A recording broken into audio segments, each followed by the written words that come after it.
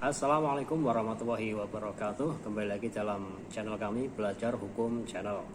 Kali ini ada pertanyaan yang masuk, Bang, bagaimana hukumnya orang yang suka jajan ke tempat prostitusi? Apakah ada pasal yang bisa menjerat?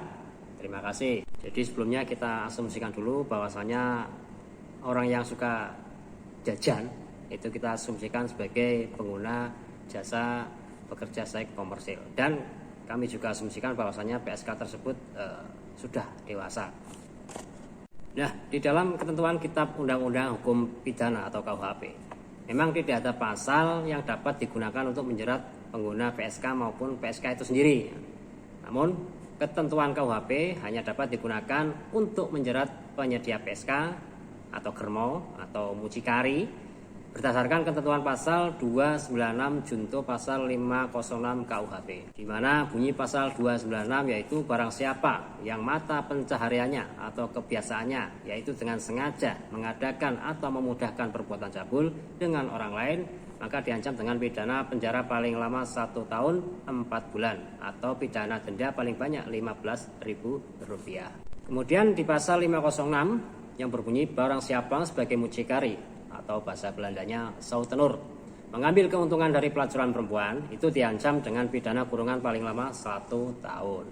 Kemudian kembali lagi ke pertanyaan tadi, lantas apakah para pengguna jasa PSK itu tidak bisa dijerat dengan hukum?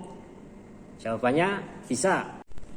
Walaupun tidak ada ketentuan khusus mengatur tentang pengguna jasa PSK dalam KUHP, tetapi jika pelanggan PSK tersebut telah mempunyai pasangan resmi atas dasar pernikahan, dan kemudian pasangannya tersebut mengadukan perbuatan pasangannya yang menggunakan jasa PSK, maka orang yang memakai jasa PSK tersebut dapat dijerat dengan pasal perzinahan yang diatur dalam pasal 284 KUHP, yang mana dalam pasal 284 KUHP tersebut diancam dengan pidana penjara paling lama 9 bulan. Tentunya harus disertai dengan bukti-bukti dan saksi-saksi yang memenuhi. Nah, dalam KUHP yang saat ini masih berlaku, pasal perzinahan hanya dikenakan kepada pria atau wanita yang sudah menikah.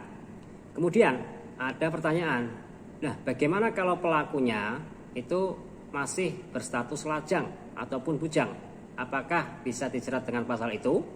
Memang untuk saat ini pasal itu belum bisa diterapkan kepada pelaku yang masih berstatus lajang atau belum menikah. Namun menurut Dirjen Perundang-undangan Kementerian Hukum dan HAM, Bapak Wahidudin Adam, bahwasanya pemerintah akan mengusulkan lajang yang berzina bisa dipidanakan.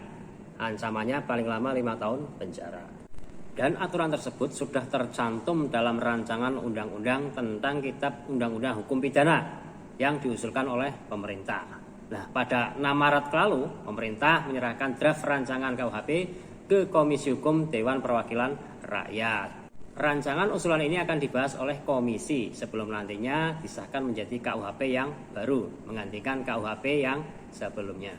Nah, selain dapat dijerat dalam pasal 284 KUHP tentang perzinahan, bagi pengguna jasa prostitusi, sanksi maupun hukumannya itu biasanya sudah diatur dalam Perda atau peraturan daerah setempat. Kita ambil contoh Perda pada Kabupaten Pekalongan, yaitu nomor 2 tahun 2012 tentang ketertiban umum.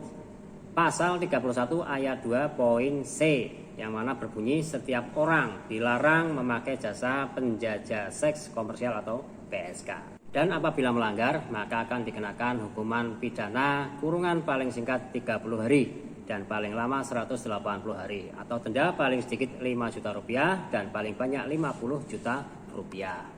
Nah, untuk menegakkan peraturan-peraturan daerah tersebut, pemerintah daerah memberikan tugas kepada Satuan Polisi Pamong Praja, karena Satpol PP sebagai penyidik pegawai negeri sipil atau PPNS di lingkungan pemerintah daerah sesuai dengan perda yang diterbitkan. Yang mana PPNS di lingkungan pemerintah daerahnya diberi kewenangan khusus untuk melakukan penyidikan atas tindak pidana sebagaimana yang dimaksud dalam peraturan daerah tersebut. Demikian tadi sedikit penjelasan tentang hukum bagi pengguna jasa prostitusi ataupun bagi penyedia prostitusi. Semoga bermanfaat. Dan jangan lupa dukung channel ini dengan cara subscribe, like, share, dan komen. Terima kasih. Wassalamualaikum warahmatullahi wabarakatuh.